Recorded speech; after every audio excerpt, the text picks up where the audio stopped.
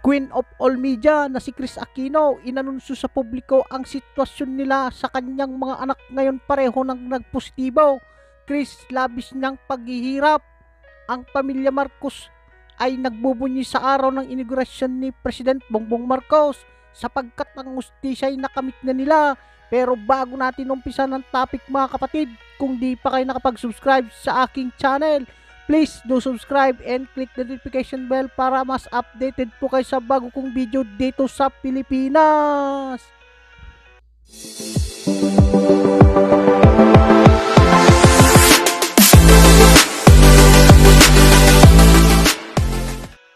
Isang nakakaawang kondisyon na nga ang iyong matutunghayan kay Kris Aquino dahil nagpositibo ito kasama ang kanyang mga anak. Hindi madali ang kalagayan ni Kris dahil maliban sa pagiging positibo nito ay may iba pang karamdaman na sakit. Wika nga ng ilang tila ito ay pagbabalik lahat ng ginawa nila sa pamilya Marcos. Panawagan ng mga vlogger na ipagdasal ang kalagayan ni Kris Aquino, subalit ilang netizen na aminado na hindi sila nakakaramdam ng awa kay Kris Aquino, lalo't naaalala na kung gaano kasama ang pamilya Aquino. Pasensya na po, hindi ko sinabi na tama ako, pero wala talaga akong nararamdaman na awa sa pamilya na yan. Ewan ko, pero wala talaga akong nararamdaman na awa. Kayo na lang ang magdasal para sa kanya. I cannot proceed without a special greeting, of course, to the former First Lady Imelda Romualdez Marcos.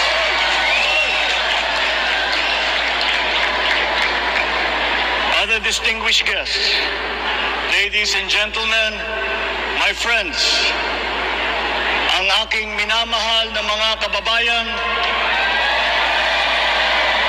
magandang tanghali po sa inyong lahat. This is a historic moment for us all. I feel it deep within me. You, the people, have spoken, and it is resounding. When my call for unity started to resonate with you, it did so because it echoed your yearnings, mirrored your sentiments, and expressed your hopes for family, for country, and for a better future. That is why it reverberated and amplified as it did to deliver the biggest electoral mandate in the history of Philippine democracy.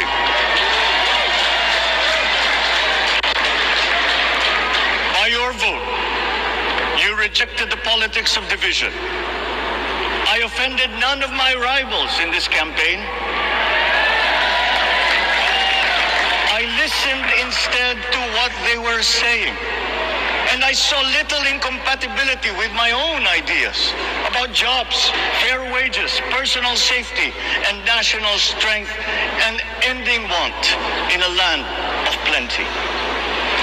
I believe that if we but focus on the work at hand and the work that will come to hand, we will go very far under my watch. You believe that too.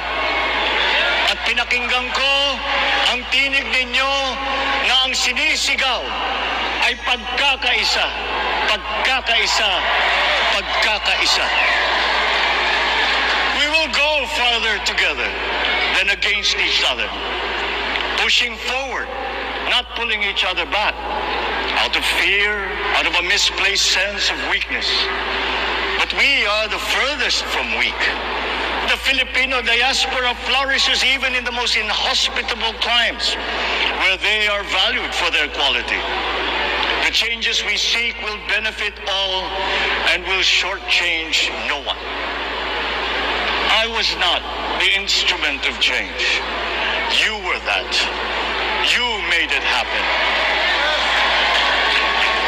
I am now. You picked me to be your servant, to enable changes to benefit all. I fully understand the gravity of the responsibility that you've put on my shoulders. I do not take it lightly, but I am ready for the task. I will need your help. I want to rely on it. But rest assured, I do not predicate success on the wide cooperation that's needed.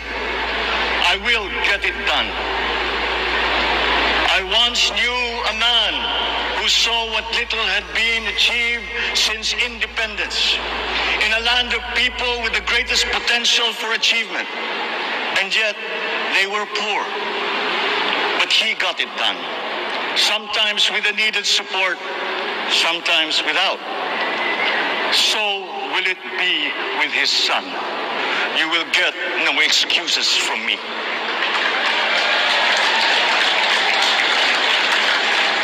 I am here not to talk about the past. I am here to tell you about our future.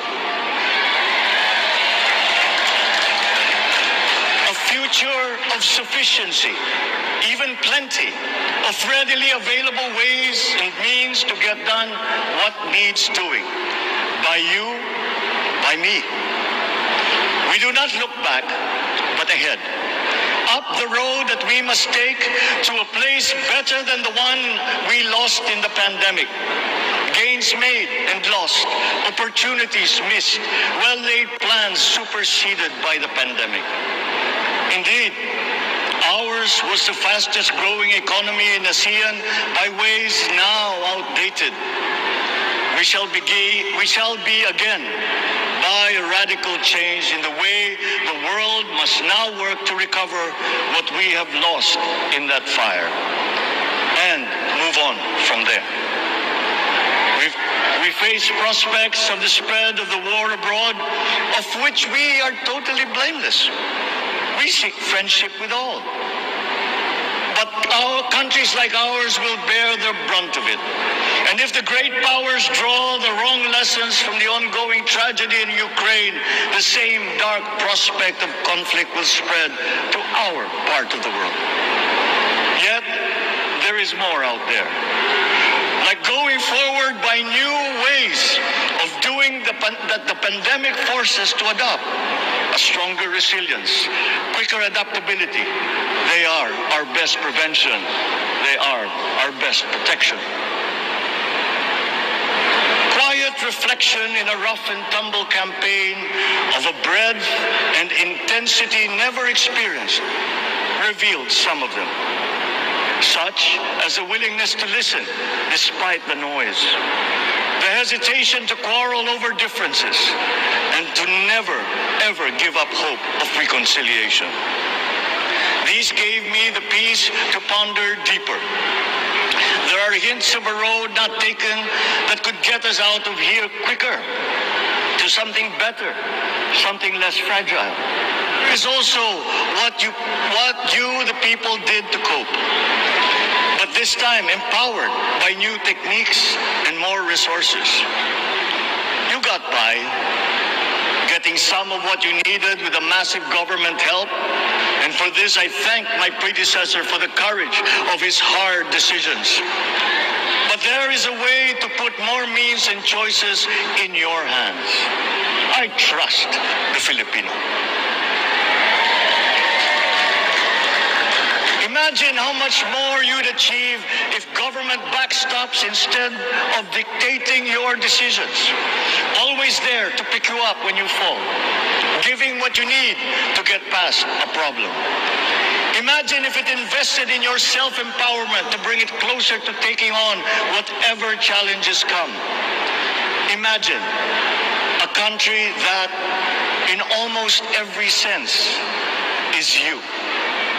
Now imagine what you and government can achieve together. We did it in the pandemic. We will do it again. But again, I will not predicate my promise to you on your cooperation. You have your own lives to live, your work to do, and there too I will help. Government will get as much done alone without requiring more from you. That is what government and public officials are for. No excuses, just deliver. It was like that once upon a time.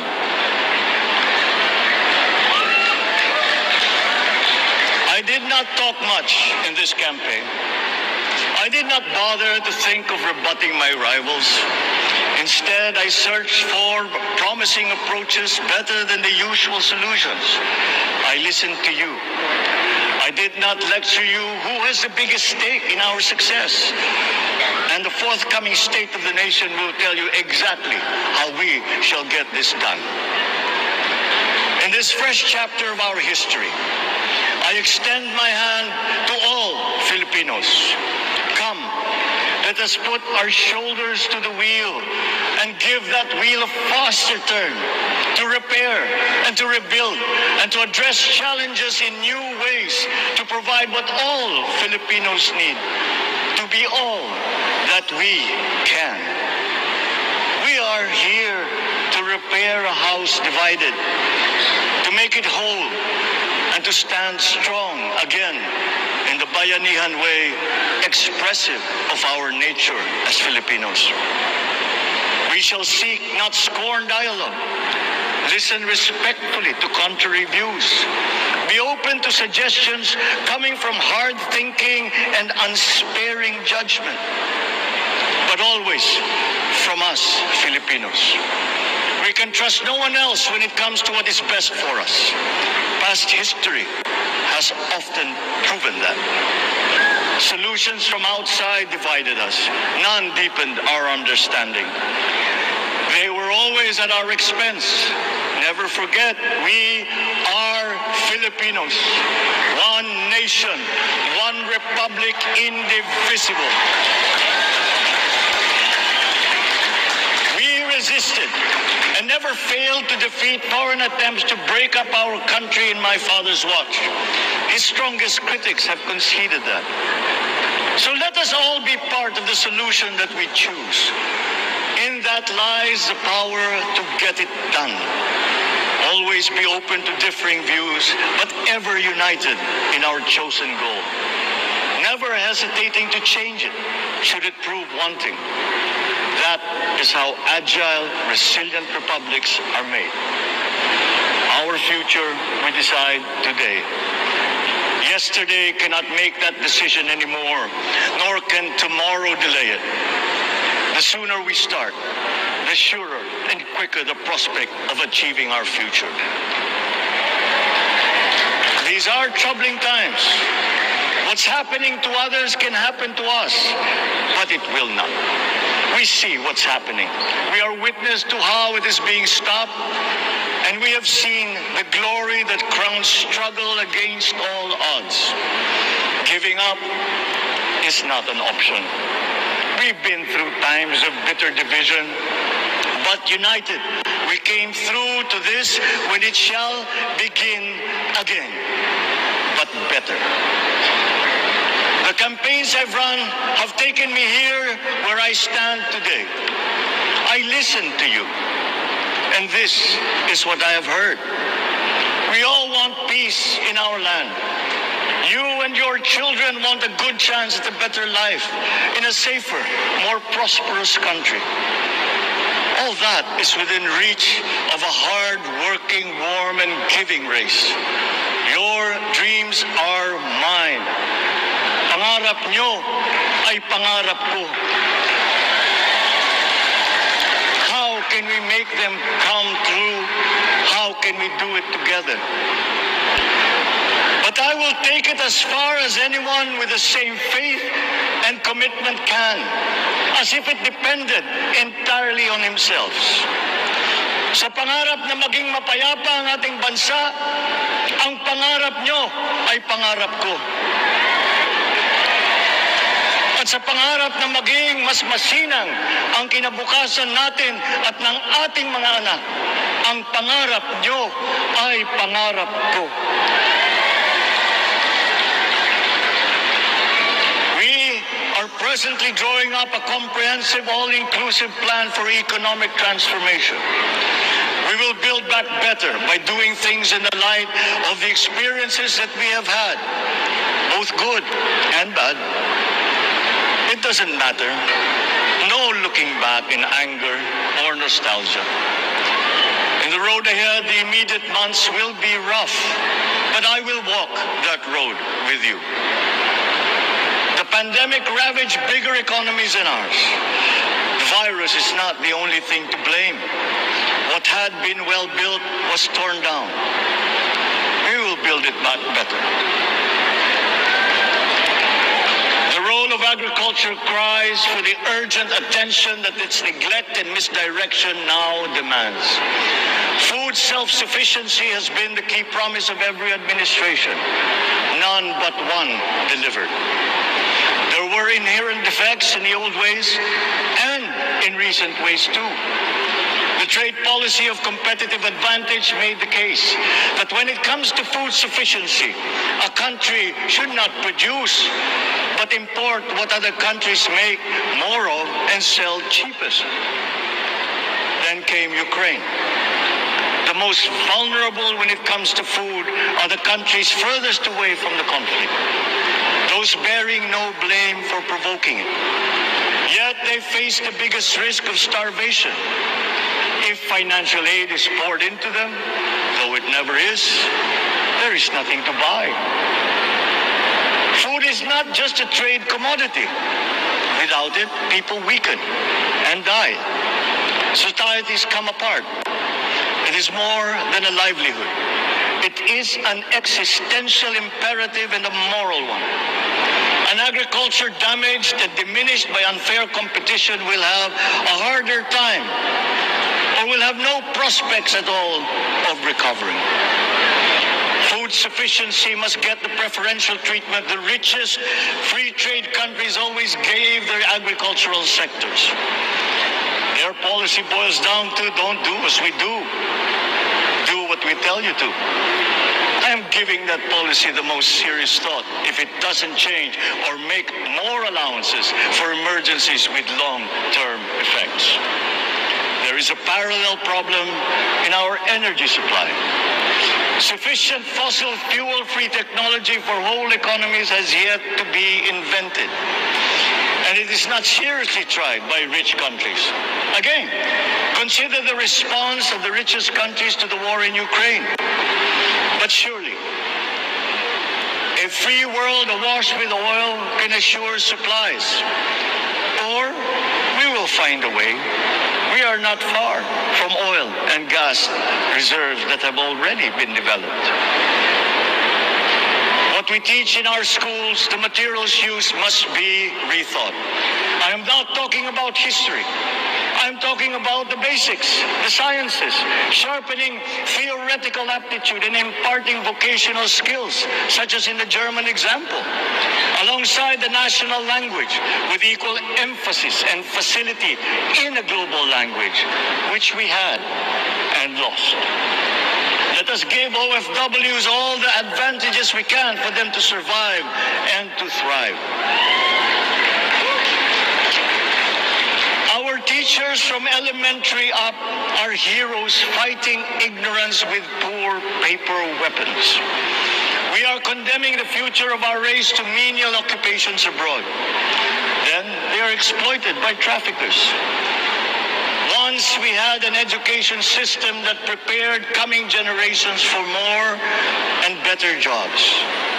There is hope for a comeback.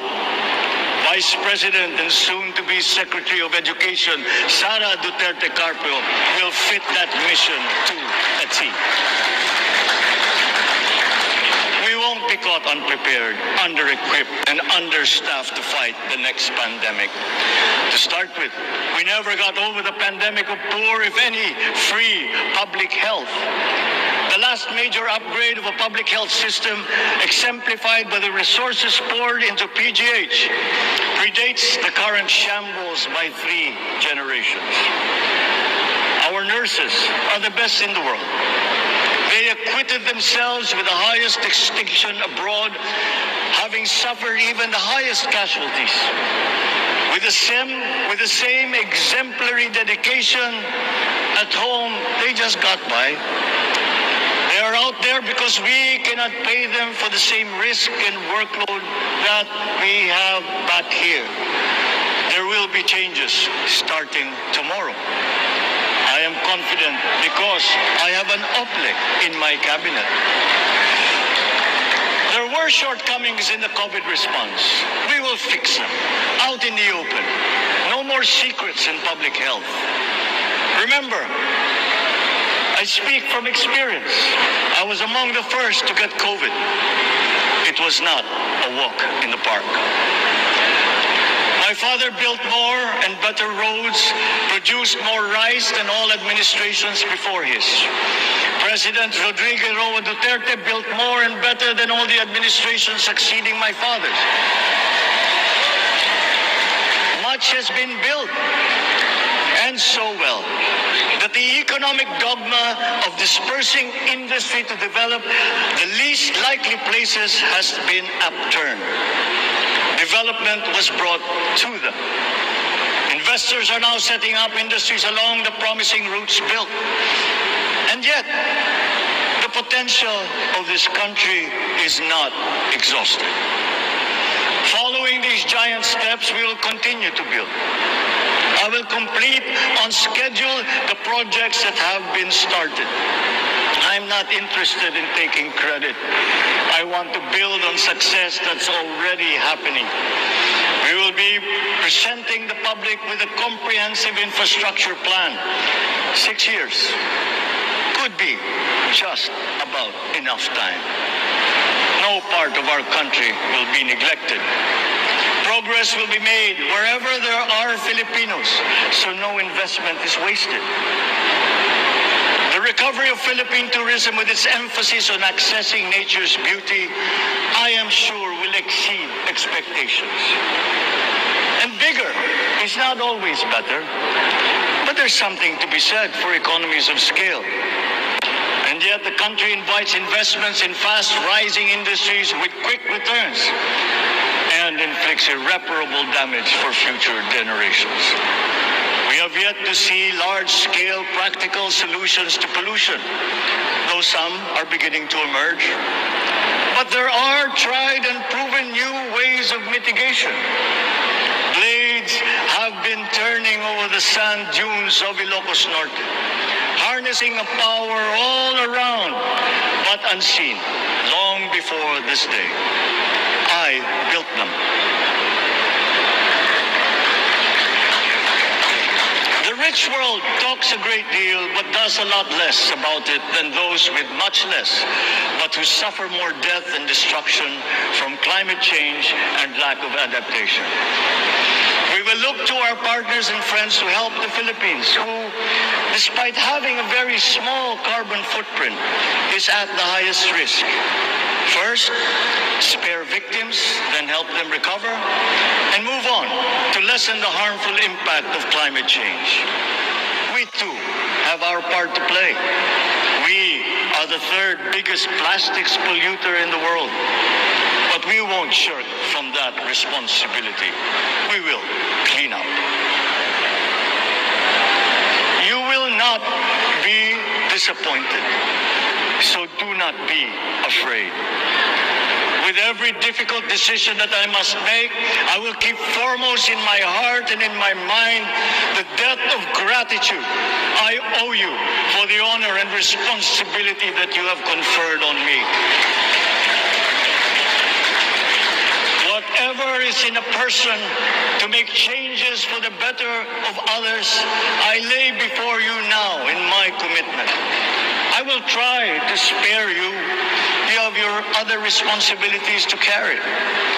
But I will not spare myself from shedding the last bead of sweat or giving the last ounce of courage and sacrifice. And if you ask me why I am so confident of the future, I will answer you simply that I have 110 million reasons to start with. Such is my faith in the Filipino.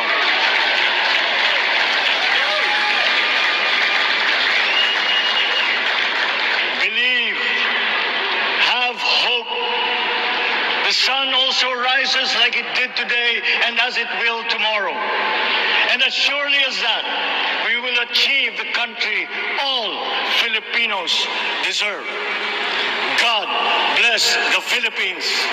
God bless our work. partner, ay tamang-tama ngayong umaga ay may makakausap, makakasama tayo. Okay. Nasa linya ng ating komunikasyon, walang iba, kundi si Senator Win Gatchalian. Senator, good morning. Si Jade po ito at si Mike Abe sa Usaping Bayan. Maraming salamat po sa inyong oras. Good morning, Senador. Good morning, Jade. Good morning, Jade. Good morning, Mike. Magandang umaga sa ating mga followers. Thank you, Senador. Salamat sa inyong pagtanggap ng aming tawag. Unahin ko muna, anong assessment mo, anong dating sa iyo ng speech ng ating Pangulo sa inauguration kahapon?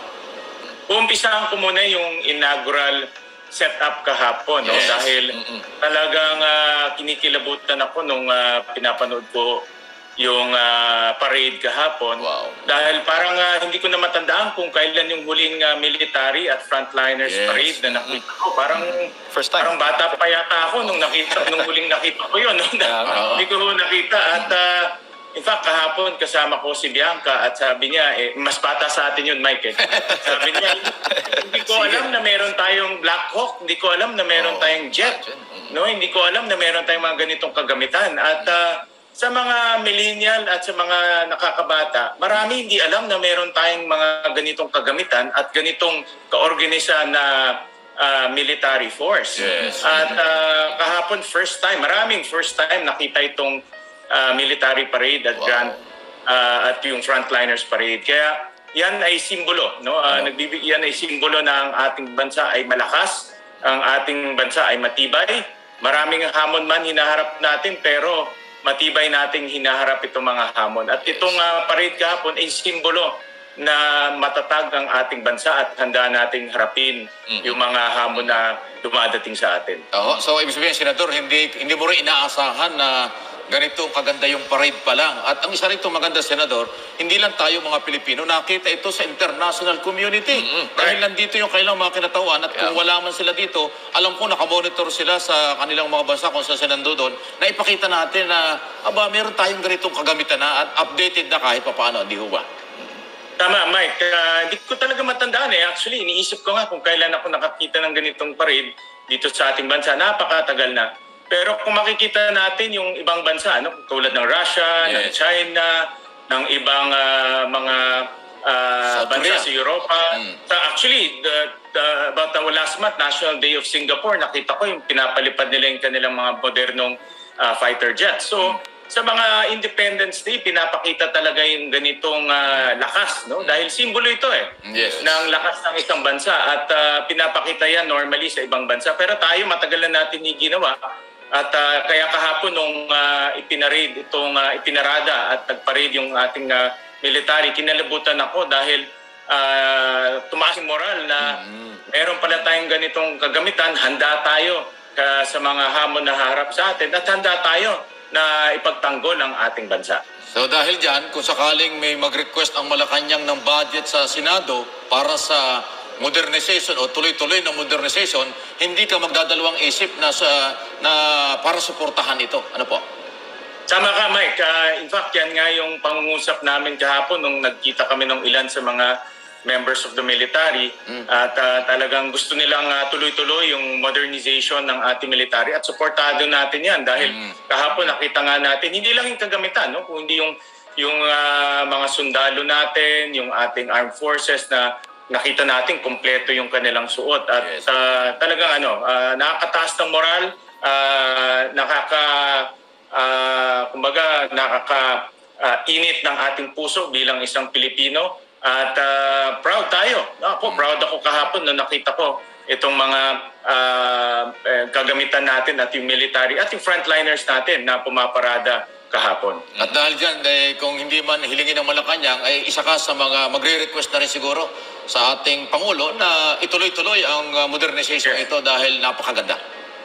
Mayroong modernization plan, no? In fairness sa mga previous administration, especially military administration, meron na silang talagang master plan, no? Ito yung modernization plan na susundan nila at popondohan. At ako personally, susuportahan natin yung pagpondo ng modernization dahil kailangan natin yan, no? Kailangan natin na ipakita na tayo ay handa. Ito ay kahandaan eh. Hindi lang naman sa paggera kundi pagdepensa ng ating bansa at alam naman natin, Mike, ang ating dinidepensahan ngayon ay depensa galing kalamidad rin. So itong mga gamit, no, itong armed forces natin, nagagamit rin natin yan sa pag-rescue, sa disaster response at sa iba pa. Kaya multi-role na, no, multitasking na ang military natin.